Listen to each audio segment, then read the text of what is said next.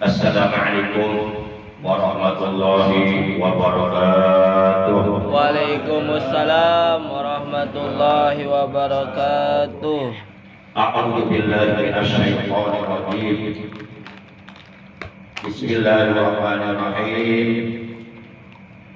Alhamdulillahilladzi amarna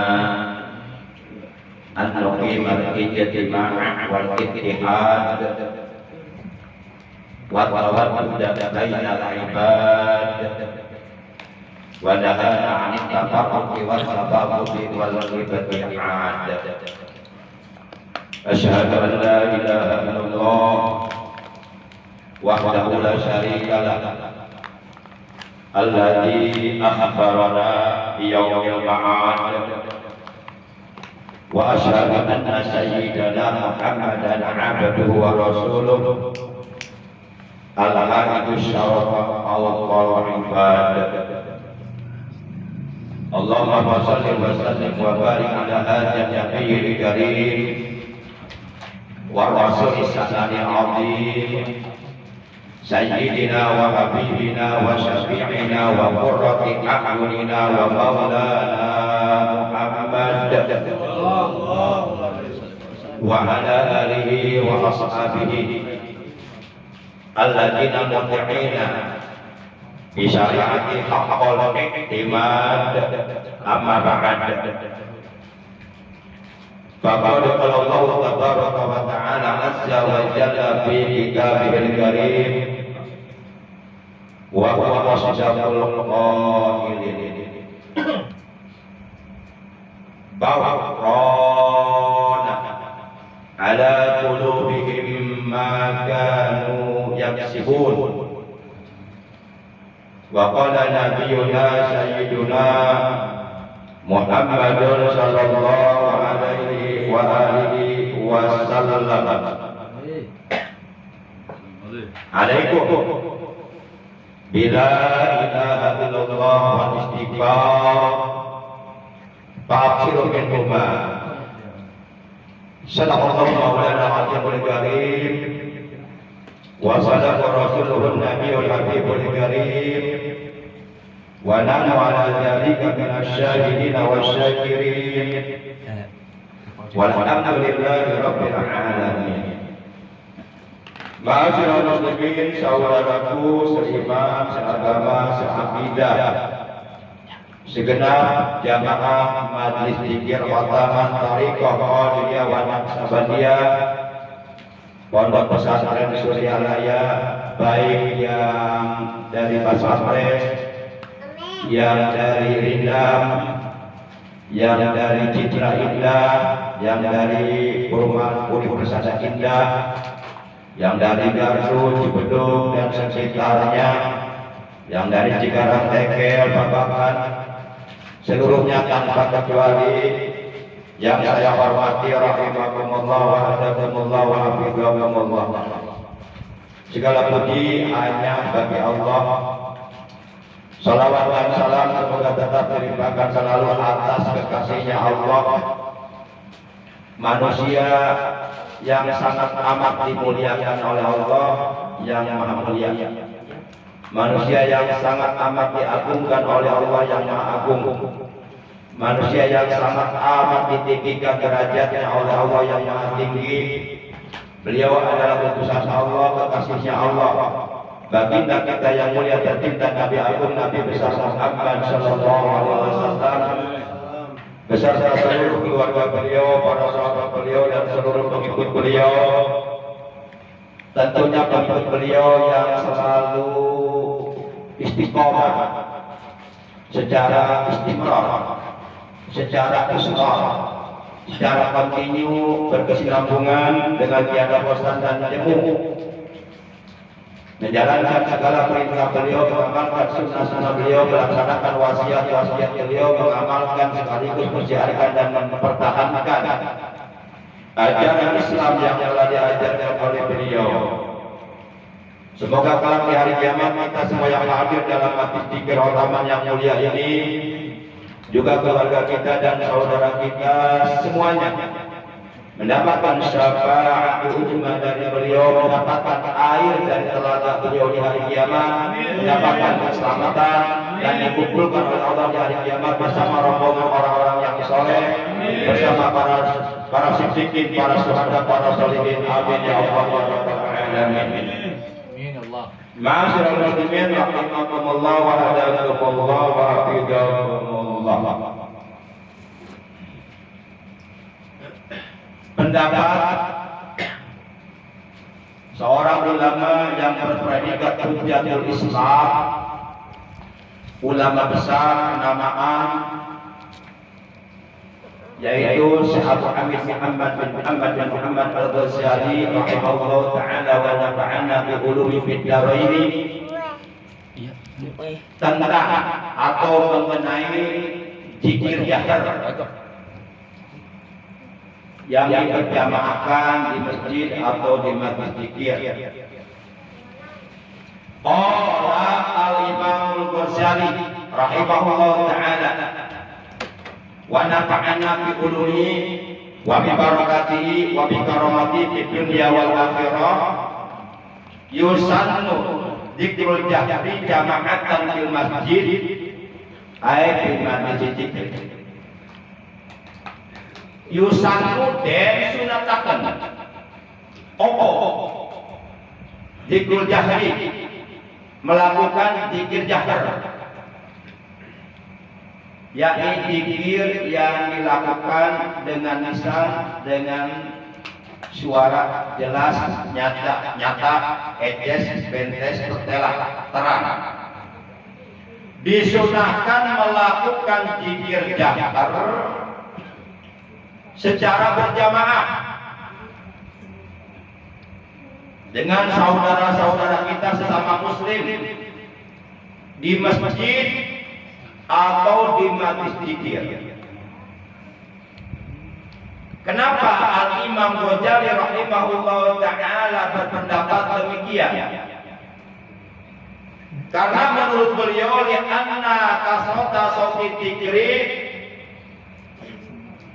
asra'u ila layyinil qalbi. Karena sesungguhnya dengan banyaknya suara zikir, terutama zikir yang paling afdal adalah la ilaha illallah, sesungguhnya dengan banyaknya suara zikir itu akan lebih mempercepat terhadap lembutnya hati. Diibaratkan seperti sebongkah batu besar yang keras, lalu kemudian sebongkah batu besar yang keras tersebut ditampol. Ada yang nggak ngerti ditampol? Pukul. Iya, dipukul lah. Kalau dipukul itu ditujukannya kepada orang. Si Ahmad dipukul tanpa hujan, si Ahmad ditampol. Kalau tampol biasanya ditujukannya, dihitokannya ke batu. Nah, sebongkah batu besar tersebut ditampol dengan menggunakan tampolan batu secara beramai-ramai. Ditampolnya itu batu bukan oleh satu orang, bukan oleh dua orang, bukan oleh tiga orang, bukan oleh empat orang, tapi rame-rame, banyak orang berjamaah. Wah. Maka sudah barang tentu itu sebongkah batu besar yang keras,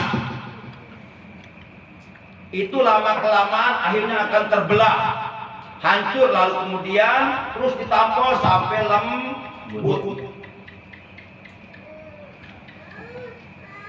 Nah, beliau mengibaratkan seperti itu. Makanya walaupun kita sudah bisa berzikir harian sendirian, alangkah baiknya dengan berjamaah di masjid. Apalagi kalau kita merasa bacaan tajwidnya belum fasih, masih terdapat kesalahan.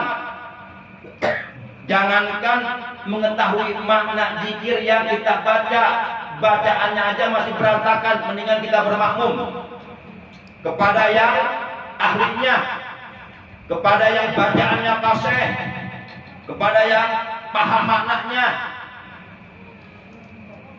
Semakin banyak hamba-hamba Allah yang berzikir, Allah semakin suka. Berarti kalau kita simpulkan,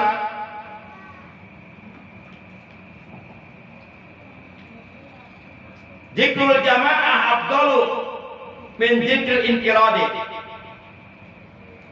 Zikrul jamaah afdalu minal fard. Berzikir yang dilakukan secara berjamaah itu jauh lebih afdal daripada berzikir sendirian. Ini bagi kalangan awam, bagi kebanyakan umat manusia, tapi bagi orang-orang host lain lagi pembahasannya. Ikhwan ahwat tariqah qadiriyah wa naqsabandiyah yang dimuliakan oleh Allah Subhanahu wa taala, rahimakumullah wa adakumullah wa hafizakumullah. Bahkan ada seorang ulama sufi, beliau bernama Syekh Ibrahim Al-Matlubi. Beliau menerangkan kepada kita, fa'alaika an tajhara sawtaka dzikri hatta tankasifa hijab bainaka wa baina rabbika. Kata beliau, hendaklah kalian mengeraskan suara zikir kalian.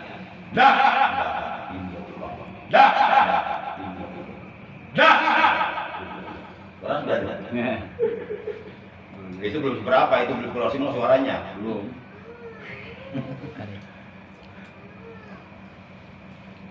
Nah, kata beliau, hendaklah kalian mengeraskan suara zikir kalian. Fa'alaika an tajhara sawtaka dzikrika hatta tankasifal hijab bainaka wa baina rabbika. Keraskan suara zikirmu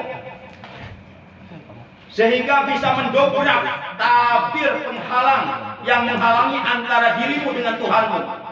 Didobrak. Makanya kita berzikir dengan zikir la ilaha illallah, menerapkan dengan 5 tekanan supaya 7 titik latifah yang ada di dalam tubuh kita tersentuh dengan kalimat zikir. Tekanan pertama, la itu langsung menyentuh 3 titik latifah. Latifah akhfaf, nafsi, qalb.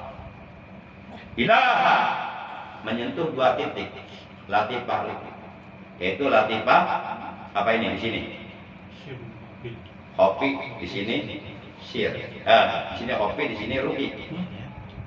Il menyentuh titik latifah sir di sini. Bo latifah qalbi. Nanti tekanan yang kelima digabung. La ilaha illallah, la ilaha illallah. Tidak ada larangan. Kalau ada yang menyalahkan, so tahu itu. So tahu. Ngaji dulu yang benar. Para jamaah yang dimuliakan oleh Allah Subhanahu wa taala. Jadi kata Syekh Ibrahim Al-Matlubi rahimahullah taala, keraskan suara zikirmu supaya bisa mendobrak tabir yang menghalangi antara dirimu dengan Tuhan. Bahkan kalau kita melihat keterangan dalam Al-Quran, surah yang ke berapa Pak Ujang? Yang ke berapa? Dua. Surah apa? Kata Pak Ujang, surah yang kedua, yaitu surah yang ke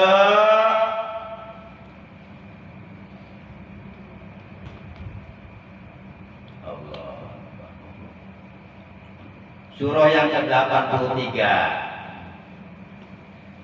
yaitu surah Al-Mutaffifin, juz 30 ayat 14. Allah Subhanahu wa taala berfirman, "Rana ala qulubihim ma kanu yaksibun. Kata Allah, sekali-kali tidak demikian.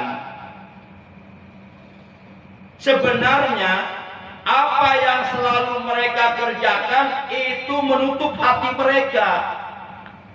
Maksudnya ada perbuatan-perbuatan dosa yang dilakukan oleh manusia, perbuatan-perbuatan maksiat, jahiratan au kanat batinah, baik maksiat jahir, yakni maksiat yang dilakukan oleh anggota badan kita, dan ataupun maksiat batin, yakni maksiat-maksiat yang dilakukan oleh batin kita, oleh hati kita, itu bisa menutup hati kita. Sekali saja manusia berbuat dosa, terlepas dari apakah melakukan perbuatan dosa ini disengaja atau tidak, itu di hatinya akan muncul yang namanya rohan, kata Allah. Apa itu rohan? Rohan itu nuqtatus sauda. Apa itu nuqtatus sauda? Titik hitam. Itu kata Allah. Kalau kita berbuat dosa, itu akan muncul di hati kita titik hitam, totol hitam. Maka semakin banyak manusia melakukan perbuatan-perbuatan dosa, perbuatan-perbuatan haram yang dilarang oleh Allah, yang dibenci oleh Allah, hatinya akan semakin penuh dengan totol-totol hitam, dengan titik-titik hitam yang disebut rohan. Nah, ketika itu rohan-rohan yang memenuhi hatinya, apabila itu rohan tidak segera dihancurkan, tidak segera dihantam dengan zikir la ilaha illallah, tidak segera dibersihkan, step by step, kolilan pak kolilan, lama kelamaan itu rohan akan mengkristal, akan mengeras. Kalau sudah keras susah dihilangkannya, mengakibatkan manusia itu hatinya jadi keras. Manusia kalau hatinya keras, naudzubillah min dzalik, itu jauh dari rahmat Allah, sangat amat dekat dengan ajab Allah. Rasulullah menegaskan, inna ab'adan nas minallah al-qalbul qasi. Sesungguhnya manusia yang jauh dari rahmat Allah, jauh dari pandangan rahmat Allah, jauh dari kasih Allah, al-qalbul qasi, adalah manusia yang hatinya keras, sekeras batu, bahkan lebih keras daripada batu. Nah, hati kita yang keras supaya menjadi lembek, lunak, lembut, hantam dengan zikir la ilaha illallah, la ilaha illallah, la ilaha illallah, terus perbanyak supaya rohan atau titik hitam, totol hitam yang ada di dalam hati kita yang diakibatkan dari perbuatan dosa yang kita lakukan, supaya hilang, supaya bersih, dihantam dengan zikir la ilaha illallah. Karena kata Rasulullah SAW bahwa aku mentalkinkan kalimat la ilaha illallah kepada kalian, salah satu di antara maksud dan tujuannya adalah litasfiyatil qalbi, untuk membersihkan hati, untuk mensucikan hati, mensterilkan hati dari rohan-rohan yang ada di dalam hati. Rohan itu noda yang nempel di hati. Kita kalau pakai baju putih ada nodanya, banyak nodanya, totol hitam, kira-kira itu baju putih kita pakai nggak untuk kondangan? Kenapa? Pasti jawabannya malu. Nah, apakah kita nggak malu nanti menghadap Allah, hati kita banyak rohannya, banyak totol-totol hitamnya, banyak titik-titik hitamnya diakibatkan perbuatan dosa yang kita lakukan selama kita hidup di dalam dunia. Kita sebenarnya akan menghadap Allah di hari kiamat, akan mempertanggungjawabkan apapun yang telah kita perbuat selama kita hidup dalam dunia, harus dipertanggungjawabkan di hadapan Allah. Maka yuk, sebelum kita dipanggil Allah, bersihkan hati kita. Makanya kata Allah, qad aflaha man tazakka wa dzakara isma rabbih fashalla. Itu kodnya kode harfiah menurut ilmu nahwu. Aflaha itu ilmu madi yang mengikuti wajan af'ala yuqilu if'alan, aflaha yuqilu iflahan. Ketika qad harfiah masuk fi'il madhi itu mengandung makna litahqiq, menyatakan kesungguh-sungguhan. Qad aflaha, sungguh kata Allah, beruntung, berbahagia. Siapa? Man tajabba, orang yang selalu membersihkan diri baik zahir maupun batin dari perbuatan dosa. Jadi kita diajarkan oleh Pangersa Guru Masjid Agung Abah, Pangersa Abah, setiap selesai sholat 5 waktu zikir la ilaha illallah minimal 105 itu untuk membersihkan hati kita dari rohan-rohan yang nempel di hati kita. Saking sayangnya Allah sama kita, jangan sampai kita menghadap Allah banyak nodanya di hati kita. Para jamaah, ikhwan akhwat yang dimuliakan oleh Allah Subhanahu wa taala. Maka oleh karenanya kita dilarang oleh Allah mengikuti pendapat-pendapat, ngedengerin omongan-omongan dari kelompok, dari pihak, dari golongan orang-orang yang anti berzikir, yang membid'ahkan zikir setelah sholat 5 waktu. Jangan dengar mereka. Kalau istilah saya, biarkan anjing menggonggong kafilah terus berlalu. Biarkan mereka mau ngomong apa, nggak usah didengar, nggak usah dilayanin. Udah terus berzikir aja. Nanti kelamaan juga dia capek berhenti. Ulah sarwana. Ulah sarwana gitu, jam pedut ya tak kena tuh. Jangan dilawan marah. Orang torigo harus bisa meredam marah. Malu kalau orang torigo marah melumah. Berarti zikirnya belum membias. Masa orang torigo marahan sih? Kundungan. Kemenang salah satu tik pundung, hadir ke bagian kopi pundung, malu-malu kita. Para jamaah itu kata, kita nggak santai. Alhamdulillah tidak sama aku. Berarti kita bukan perasaan aku. Bestahil pak. Ikhwan awat yang dimuliakan oleh Allah Subhanahu wa taala. Jadi kita jangan mengikuti pendapat orang-orang yang anti berzikir, yang membid'ahkan zikir, yaitu kelompok Wahaboy. Jangan. Itu yang melarang Allah. Yuk kita lihat ayat yang melarangnya. Surah 18. Surah apa coba ayo? Ayo, siapa yang tahu ayo? Nanti dapat hadiah umroh dari Ustaz Patoni. Surah 18 surah apa ayo?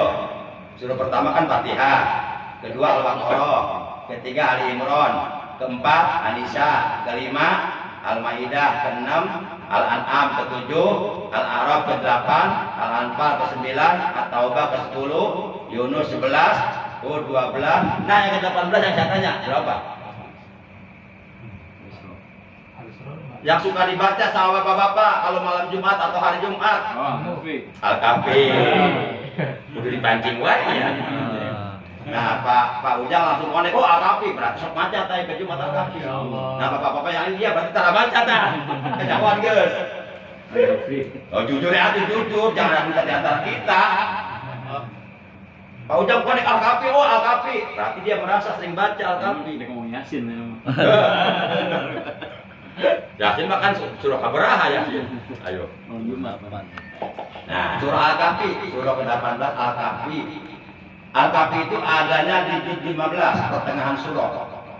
Kan Al-Qur'an ada pertengahan juz. Kan ada 30 juz. Juz 15, tapi ayatnya ayat 28. Dalam ayat tersebut Allah berfirman, "Wala tuti' man aghfalna an dzikrina wattaba'a hawahu wa kana amruhu furuta." Benar sok baca iya.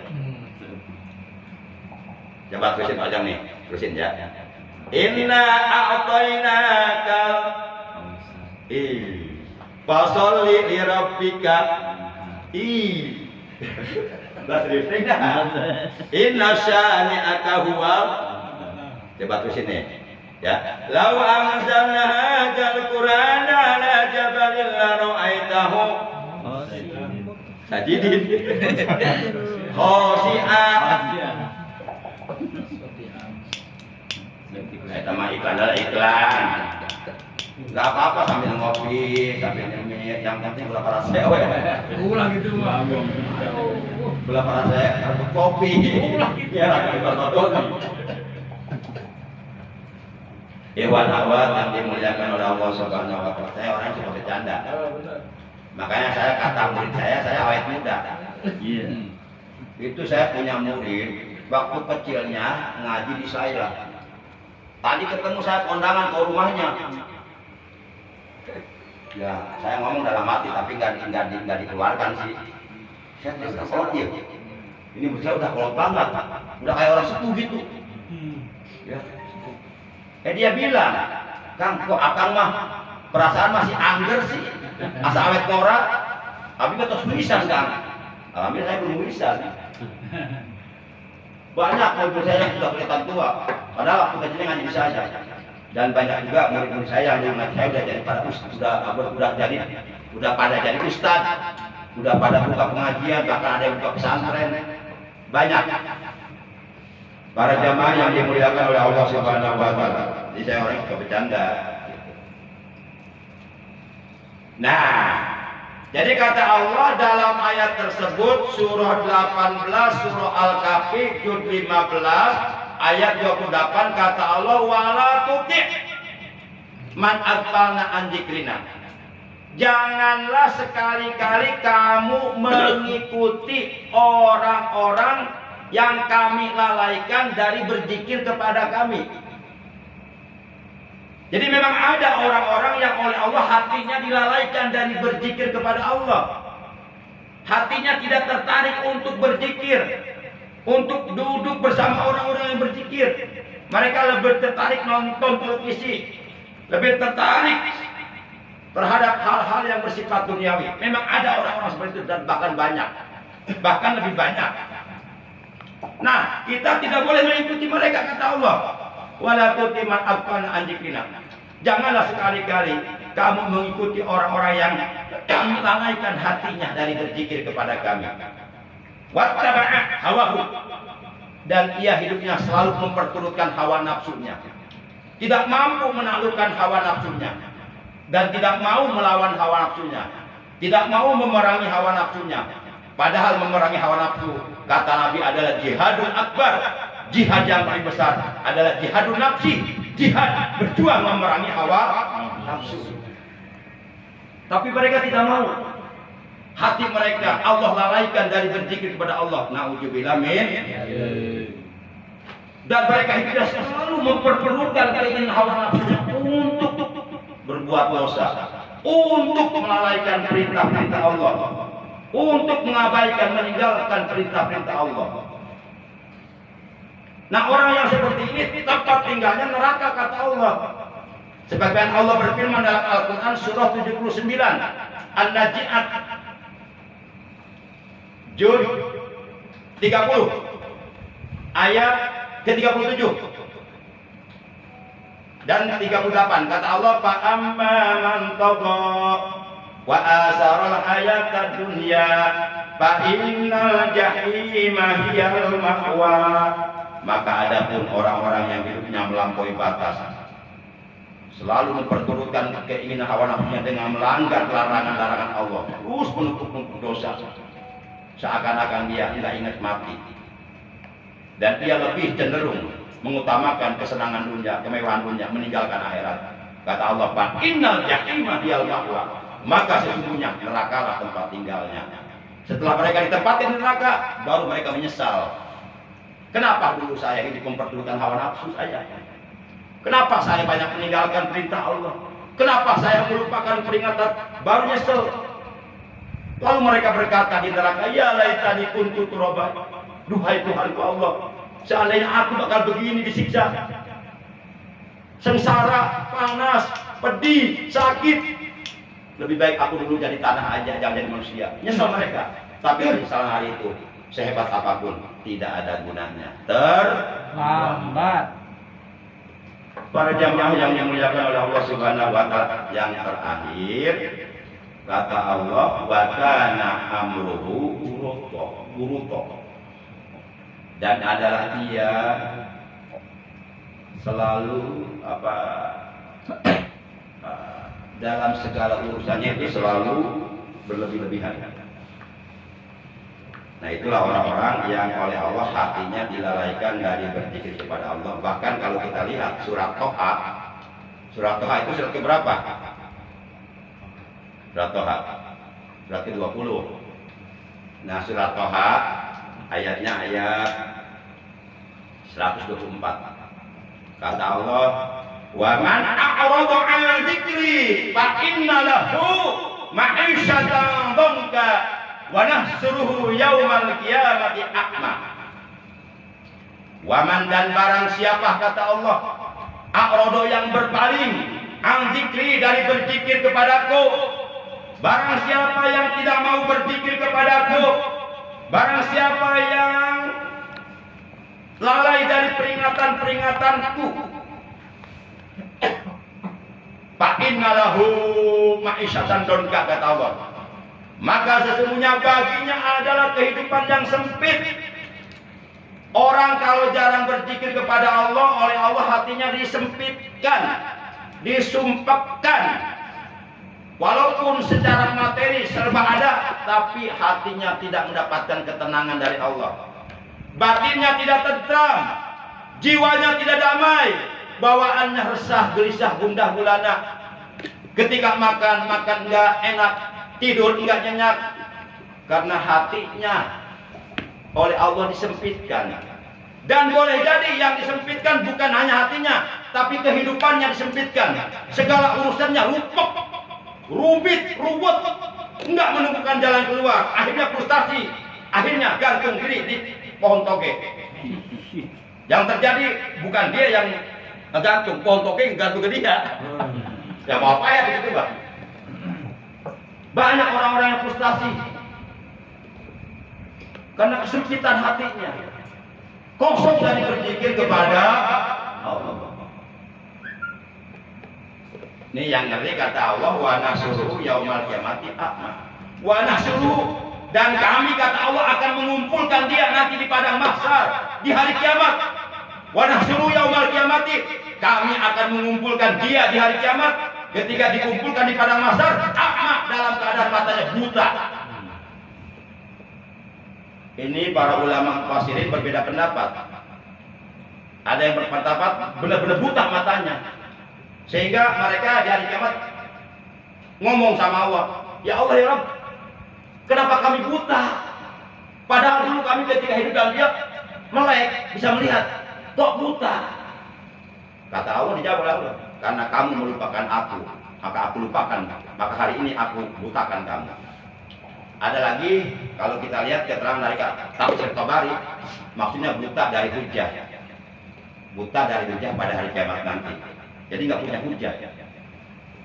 Pada jamaah, jadi kesimpulannya, yuk kita ramaikan majlis-majlis zikir, kita ramaikan masjid-masjid dengan berzikir secara berjamaah. Nggak usah takut dibenci. Kita nggak usah takut dibenci sama manusia. Yang kita takutkan dibenci sama Allah. Biarkan manusia satu alam dunia membenci kita, udah nggak usah dilayanin. Terus jalan zikir. Nanti ada dua kemungkinan, lama-kelamaan dia berhenti kecapean, atau lama-kelamaan dia berhenti dapat hidayah dari Allah, atau lama-kelamaan dia mati, udah pindah ke alam kubur. Pernah saya diejek pertama kali saya melakukan zikir jahar di Al-Amin.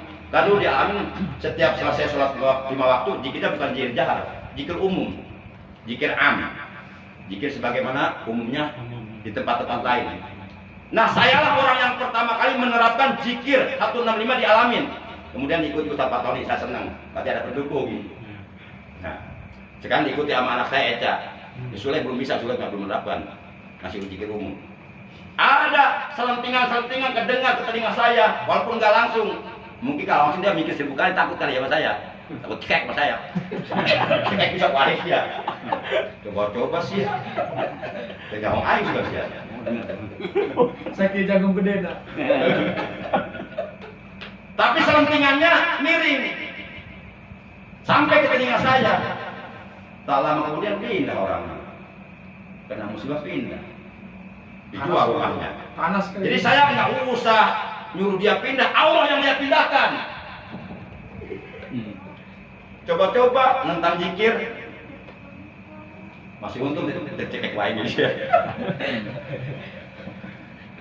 Para jamaah yang dimuliakan oleh Allah. Jadi kalau usah takut, ramaikan masjid, ramaikan majlis dengan zikir la ilaha illallah. Udah, kita amalkan, amankan, lestarikan, wariskan apa yang sudah diajarkan oleh pemirsa guru Mufti Agung, yaitu Syekh Ahmad Syaibul Fatahil Arifin radhiyallahu anhu. Yuk, kita tetap eksis berada di rombongan beliau. Amin. Walaupun kita berada di rombongan paling belakang, alhamdulillah masuk rombongan beli. Nanti beliau ke surga, kita ikut ke surga. Kalau di stop sama malaikat, bilang sama Abah, "Bah, kok saya di stop, Bah?" Nanti malaikat dia bilang sama Abah tadi. Udah, masuk gerbong lah. Tuhan Syekh Abdul Qadir Jailani aja bisa ngomelin malaikat. Malaikat yang capek-capek nyabutin nyawa. Salah satu di antara nyawa yang dicabut oleh malaikat ada nyawa murid kesayangannya. Diambil, diminta nggak dikasih, direbut, dirampas, ya amburadul. Itu nyawa ada kembali lagi ke rumah jasadnya masing-masing. Lapor malaikat, malah diomelin sama Allah. Ya lu tong. Dan kamu kenapa nggak dikasih itu kekasihku? Kasihin aja udah ambil lagi nyawanya. Kan jadi repot sendiri dia. Itu baru Sultanul Aulia kekasihnya Allah, belum Nabi Muhammad SAW. Itu baru cucunya. Nah seluruh kekasih Allah seperti itu mendapatkan keistimewaan dari Allah. Jadi kita nggak usah gentar, nggak usah takut mengamalkan, mengamankan, melestarikan, bahkan mewariskan zikir la ilaha illallah kepada anak-anak kita generasi yang akan datang. Ya ayyuhalladzina amanu qu anfusakum wa ahlikum nar. Surah 66 At-Tahrim ayat 6. Kata Allah, ya orang-orang yang beriman, peliharalah dirimu dan keluargamu, yaitu istri dan anak-anakmu dan keturunanmu dari api neraka. Salah satu di antaranya menjaga diri kita, keluarga kita dari api neraka. Amalkan, amankan, lestarikan, amalkan zikir la ilaha illallah. Karena kalimat ini bisa membentengi kita dari sentuhan api neraka. Percaya nggak kira? Kalau percaya bisa murtad itu, karena ada hadisnya. Kafir, percaya emang. Ada hadisnya, bahaya. Ada hadisnya, banyak hadisnya. Masa hadisnya saya buka lagi untuk kemalaman ini? Entongan, rutiis. Demikian yang bisa Al-Fatih sampaikan, mudah-mudahan bisa dipahami, bisa dimengerti. Tapi saya lebih berbahagia apabila yang saya sampaikan diamalkan, bukan hanya sekedar dipahami, bukan hanya sekedar dimengerti, tapi jauh lebih penting diamalkan, diimplementasikan, direalisasikan, diaplikasikan di dalam kehidupan sehari-hari. Demikian, mohon maaf atas segala kekurangannya dan kelebihannya. Semoga bermanfaat para jamaah ikhwan akhwat yang dimuliakan Allah.